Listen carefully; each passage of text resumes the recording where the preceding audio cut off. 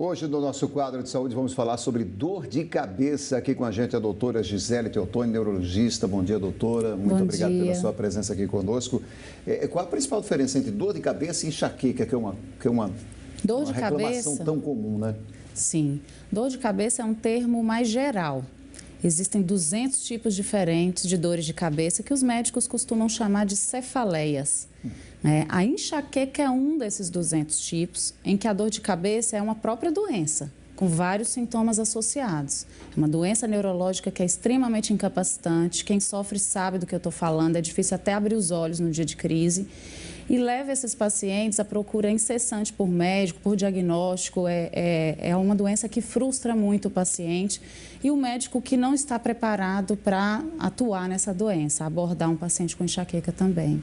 Então, você falou enxaqueca, cefaleia, tem outros tipos mais comuns também? Sim, desses 200 tipos, a gente divide as cefaleias em primárias ou secundárias. Primárias são aquelas em que ela é a doença, que aí tem a tensional, que muitas vezes vem do estresse e de outras causas também, por falta de rotina.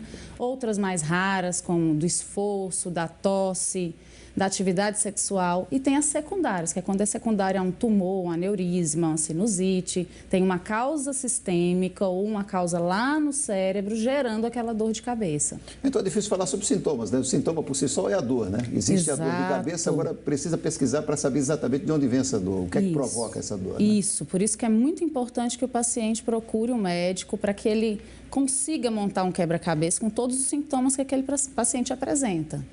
Não dá para dizer só pelo sintoma eu tenho dor de cabeça que diagnóstico que é. Essa conversa com o paciente ela é fundamental, né? É fundamental. E aí esse paciente deve ser passado também, ele deve ser avaliado através de exame neurológico, com um especialista em dor de cabeça, até o exame cefaliátrico, que é um exame na cabeça, na face, para ver os fatores desencadeantes da dor de cabeça daquele paciente. Tem como evitar uma dor forte de cabeça? Então, depende da causa, né? No caso da enxaqueca, que a maior parte das pessoas que procuram um neurologista procura por enxaqueca. A gente pede para evitar os fatores desencadeantes principais, que são 5. Estresse, não dormir bem, pular refeições. Aí, alguns não tem como evitar, que no caso, alteração hormonal, por isso que mulher sofre mais enxaqueca que os homens. E as alterações climáticas. Em época de calor, como nós estamos, as pessoas têm mais enxaqueca, porque o clima, a luminosidade excessiva provoca mais enxaqueca. Então, andar de óculos escuros, se proteger, fazer exercício nos horários que são mais tranquilos em relação ao sol, final do dia, o início da manhã, eles são mais adequados para esses pacientes. Você falou sobre algumas formas essa questão de pular um almoço, por exemplo, um jantar, e também essa questão do estresse, que normalmente é associado ao dia a dia da gente, ao trabalho. Quer dizer que trabalho e alimentação influenciam decisivamente nessa questão toda, né? Influenciam diretamente. As pessoas precisam ter rotina. Quem tem enxaqueca não pode abrir mão disso. Tem que colocar como prioridade, porque vai viver muito melhor. Né? Tem que ser disciplinado. E aí, se começar a notar descompensação de crises, tendo crises frequentes, começar a usar muito analgésico, está errado. Mais do que 2 analgésicos por semana já é considerado uso excessivo e isso pode agravar a enxaqueca. E aí, quanto antes esse paciente deve procurar um médico para uma conduta adequada. Tem alimentos que devem ser evitados? Às vezes alguns agem mais em umas pessoas, outros em outras, mas tem alguns mais... Não há uma regra para todos, mas os alimentos que são mais relacionados são aqueles mais gordurosos, refrigerante, o café em excesso. O café é até interessante. Um pouco de café ajuda numa crise leve de enxaqueca, mas mais do que 3 xícaras provoca o mesmo que os analgésicos provocam. Provoca o efeito rebote. Daí volta a ter dor de cabeça pela falta do café. Então, o café em excesso é ruim. Shoyu da comida japonesa tem um disparador químico. Chocolate, muita gente sabe disso. Frutas cítricas. Isso é muito individual, mas, de uma forma geral, esses são os alimentos mais relacionados. A dor de cabeça constante pode ser sinal de uma doença mais grave? Sim. Nós consideramos os sinais de alerta para doenças mais sérias. Os principais são uma dor de cabeça que se iniciou recentemente. A pessoa nunca teve e começou a ter. Uma dor de cabeça que é a pior da vida. Uma dor de cabeça que vai piorando a cada dia, vai se tornando mais constante ou mais intensa. né? Uma dor de cabeça que venha junto com um sinal neurológico, uma perda de força, uma alteração na sensibilidade, na fala, na visão. Nos extremos de idade, tanto na criança quanto no idoso, deve chamar mais atenção para causas secundárias, né, as causas mais sérias. E fora outros que aí, assim, se a gente perceber que está tomando remédio demais, precisa ir para afastar outras causas sérias, né, como o tumor cerebral, aneurisma, que eu falei anteriormente. Então, são nesses casos que já se deve procurar um médico mesmo? Isso. Nestes casos, a assistência ela deve ser mais rápida. Então, o paciente deve procurar o quanto antes. A assistência ou na emergência, se for a pior dor da vida, deve procurar logo numa emergência. Se tiver associada a febre, a vômito, né, que aí pode se levantar a suspeita de uma meningite, tem que ir para a emergência. E aí lá o clínico pode chamar o neurologista de sobreaviso já para dar uma conduta mais emergencial, pedir exames, né, e atuar de forma mais emergencial nesses casos selecionados. A gente percebe que algumas marcas, e aí não preciso nem citá-las, elas estão constantemente no mercado nessa questão da dor de cabeça.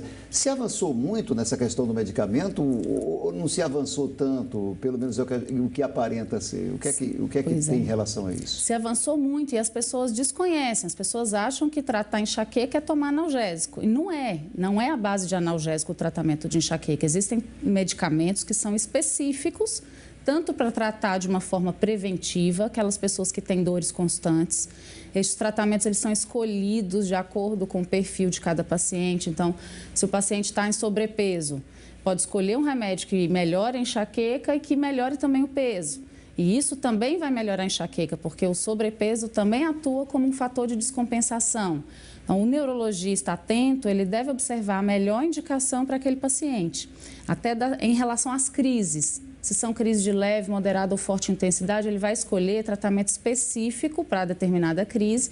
Em geral, a orientação é de se tomar no início, não é para ficar esperando a dor aumentar para tomar, que aí o remédio perde muito da eficácia, né? Mas tem que tomar o remédio certo e não pode abusar, que aí é o grande erro da maior parte das pessoas que passam a ter dor direto. Começam a tomar toda vez que tem dor sem procurar assistência com o neurologista e aí gera o efeito rebote, cronifica, passa a ter a dor de forma diária ou quase diária.